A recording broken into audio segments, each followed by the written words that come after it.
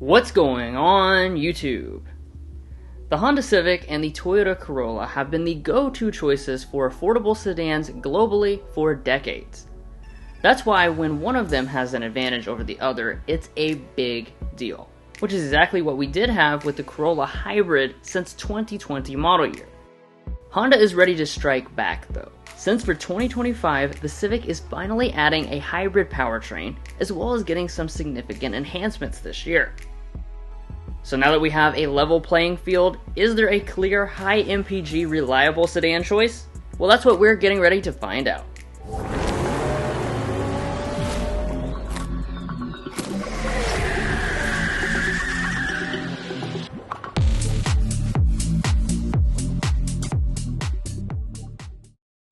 We've got a ton of things to cover in this comparison, including features, specs, and performance.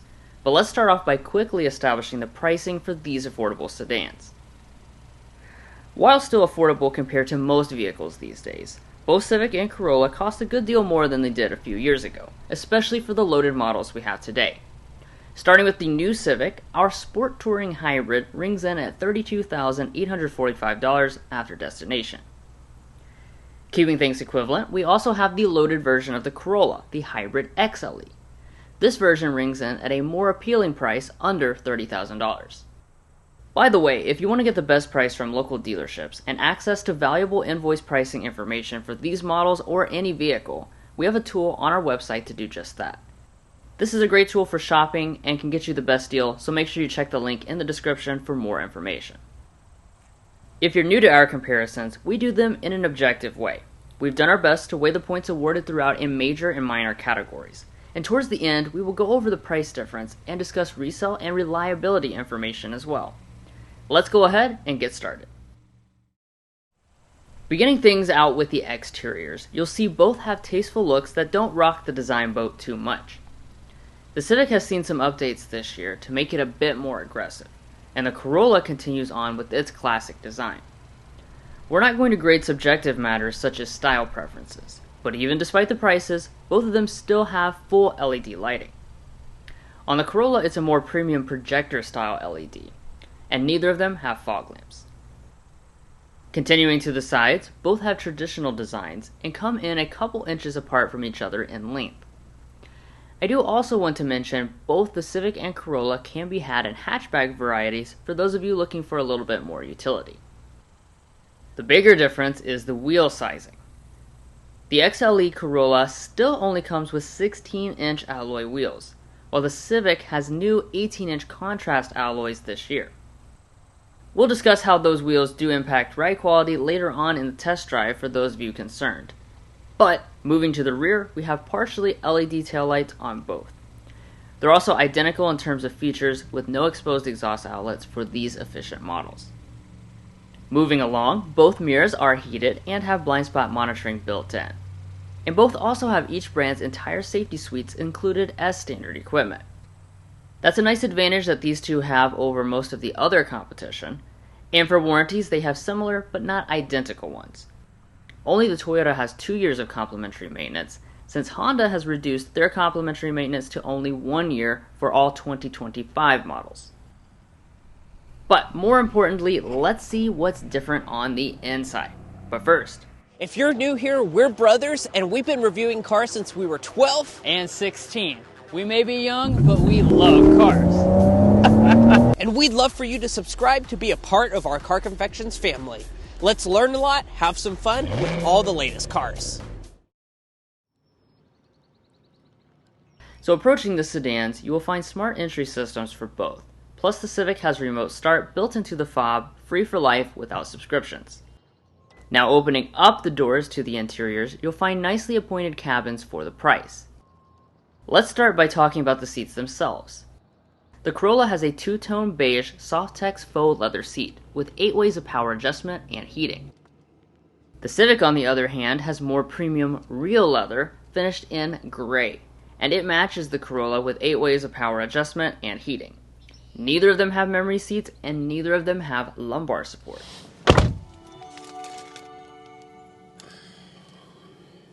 Let's get into the major category of overall material quality. While low-end Corollas have pretty basic cabins, this top model has soft-touch plastic, leatherette, and piano black accents. The Civic has always had one of the best cabins in the segment, with a full soft-touch dash, leatherette, and a mesh single-vent effect, which continues this year. Tangibly, there isn't a huge difference, but the Civic does feel more solid when you actually sit inside and do things like shut the door, so we'll give it a half point.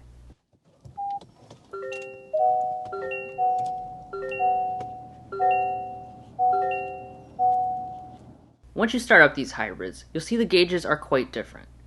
The Corolla has a smaller 7-inch digital display, while the Civic is rocking a full 10.2-inch cluster for this sport touring.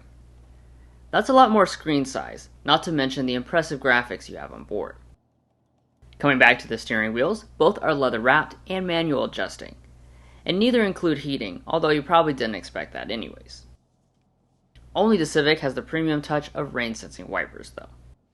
Now just because these are compact sedans doesn't mean you don't need good storage spots, and that's what we're talking about next. Here the Civic takes a big lead over the Corolla with a larger center console that fits a class-leading 11 donuts.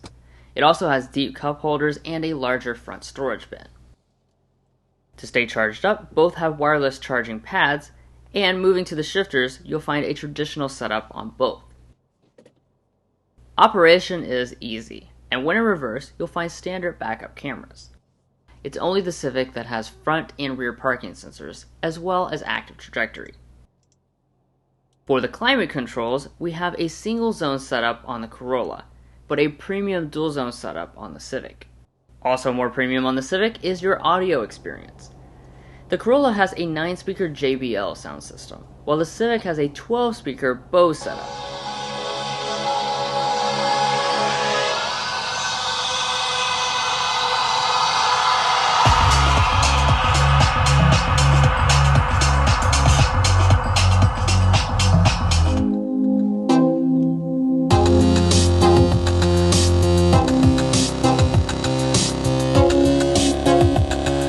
Overall sound quality is going to be more impressive on the Civic. We mentioned at the beginning that the Civic is refreshed this year, and one of the big improvements for 2025 is the integrated technology. The displays themselves are going to be 8 and 9 inches respectively, which means the Civic has an 11% advantage in real estate. I do want to note here that Toyota has confirmed availability of a 10.5-inch screen on the Corolla for the 2025 model year, but that won't be released for a few more months. For functionality, both have standard wireless Apple CarPlay, Android Auto, and built-in navigation. However, new this year, Civic adds Google built-in for this top-end sport touring model. That means it has nice features like Google Maps, Assistant, and the Play Store built in natively without even needing to use your phone. Wrapping things up, we have an auto-dimming mirror on the Civic, but only garage door openers on the Corolla. And both are also including standard-sized sunroofs at this price point. Now heading around to the rear, you will continue to find differences between these two rivals. The Civic has always been one of the largest offerings, and you'll definitely appreciate the nearly 3 inches of additional legroom over the Corolla, although headroom is identical. That being said, Corolla fights back with more features in the back seats. The Civic only includes a center armrest, but Corolla further adds 2 USB-C ports for keeping your devices charged.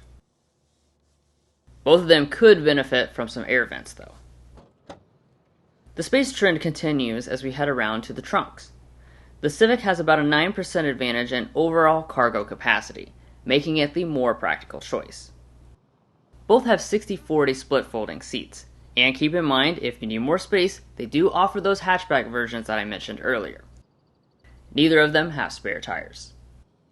Alright, we're done with the interiors now, which means it's time to test out the performance and the specs of the hybrid powertrains. So like we said at the beginning, Toyota has had an efficient hybrid powertrain advantage over the Civic for the past 5 years, but now that's changing. Arguably the biggest update for the Civic this year is Honda adding their 2-motor hybrid powertrain as standard equipment to half of the trim levels. Not only will this add efficiency, it also makes it substantially faster than the old 1.5 turbo, with 200 horsepower and 232 pound-feet of torque. Comparatively, the Corolla has a weaker hybrid system, making about 40% less horsepower and torque than the Civic. Obviously, that is going to make it a good deal slower when accelerating.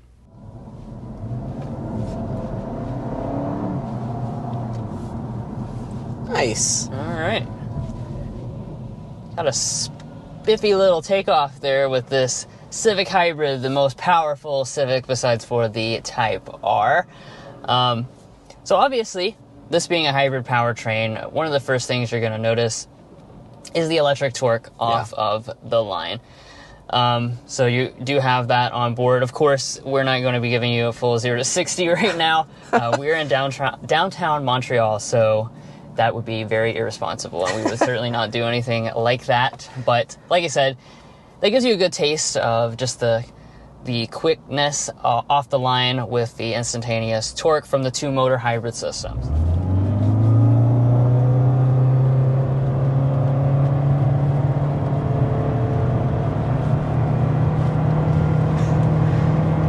All right, we made it to 60.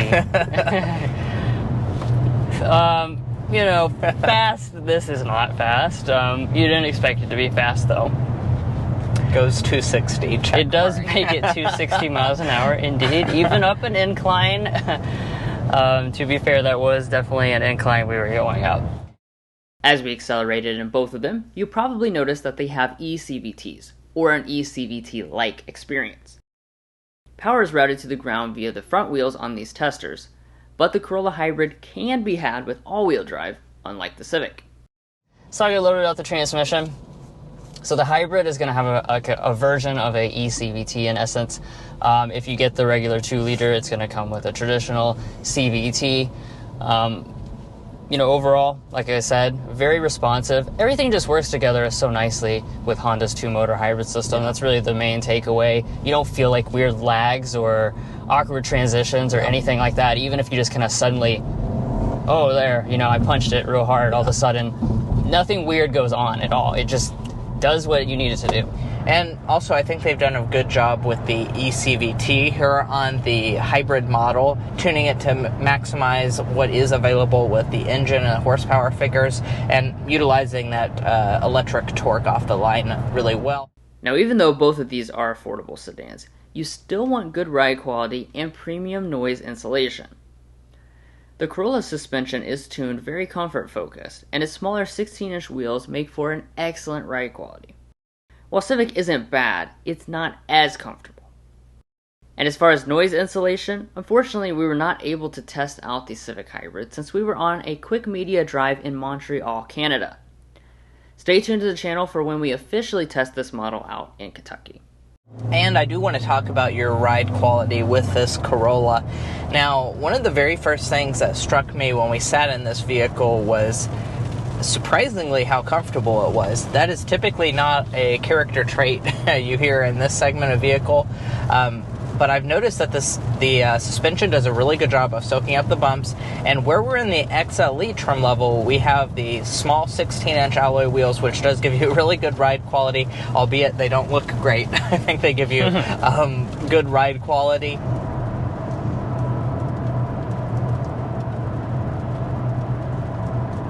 All right, we've settled in at 57.1 decibels. Not a bad sound level reading whatsoever. Whoops, I dropped the sound level reader. So, Corolla is more comfortable, but what about driving dynamics? While not a sports car, the Civic definitely takes the lead here, and feels buttoned down with quick and responsive steering. Simply put, you can feel more Civic Type R influence in the regular Civics than you can GR Corolla influence in the regular Corollas.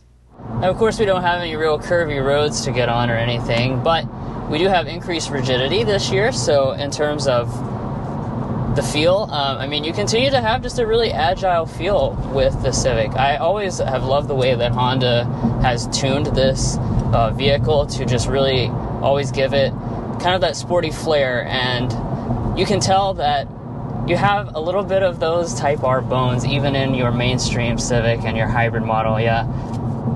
Check this out. Yeah, definitely we're cornering very flat as we go around this corner here. Yeah, definitely like that feel. Lastly, let's get into fuel economy. Both will surprise you in a good way, coming in only 2% apart at 49 MPG combined for the Civic and 50 MPG combined for the Corolla. These two will certainly save you at the pump for years to come. In our reviews and comparisons, we are also adding in reliability and resale information to give you a better picture of the overall value beyond just the original MSRP. Beginning with reliability, we developed the Combined Reliability Index, which takes into account several studies from trustworthy sources and combines them in a way that gives you a more realistic picture.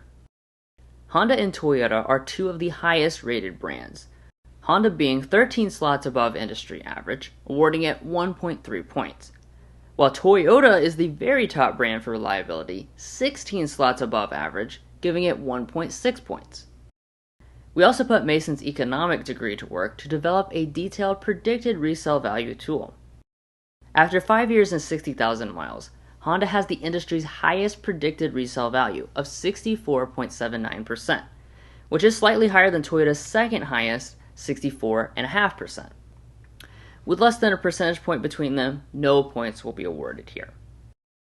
Resale value is obviously important because it determines how much money you get back, but you can't forget about the price difference at the original purchase. The Corolla cost $3,554 less than the Civic, which is honestly very substantial given the affordable price points. To account for this about 10% difference, we will give the Corolla 4 points. I want to emphasize that if money, reliability, or resale value matter less to you personally, feel free to disregard these points. And if you'd like to check out all our data about reliability and resale values, as well as learn about our methodology, make sure to head to carconfections.com/resale and /reliability. Buying a new car is a big decision, and this is a great place to compare all the makes that you might be cross-shopping. So there you have it. We have a close fought battle between two of the best-selling vehicles in the entire world. But let's try to figure out who should be your personal winner based on what is most important to you. So I think the Civic should be your winner, in particular if you're looking for that larger rear seat with more legroom, and also for that better trunk capacity. It just overall has more space. Also, if you're looking for better interior finishes, it is a more premium experience. And also, if you enjoy the drive, it is a more fun vehicle to engage with. Now, the Corolla, on the other hand, should be your choice if you value that more affordability. It is going to be cheaper, fully loaded, compared to a Civic, which is very important in this segment. The Corolla is also going to have more choices overall, interior, as well as when it comes to the powertrain, because you have the option between getting a full gasoline motor or a hybrid system, whereas the Civic, if you want the higher trim levels, will be locking you into the hybrid system. So more choices overall. But we want to know what your thought is about this comparison. Are you taking the Corolla or are you taking the new Civic Hybrid? Comment your thoughts down below. And we also want to remind you, if you're looking to buy either one of these products, to go to carconfections.com/newcarquotes. Now, the reason you do that is because we have a tool on our website that will connect you with local car dealers in your area to get you the best price. It's also going to give you access to invoice pricing information, which is a great tool for dealership negotiation. If you'd like to take advantage of that, a link is provided in our video description. We also have a pinned comment at the top of this video. Anyway, that's where we're leaving off on this comparison. If you're already a fan and subscriber, thank you so much for your continued support. And if you're not already, we would really appreciate it if you hit that subscribe button down below. We'll catch you next time as we sample more of the latest automotive delicacies.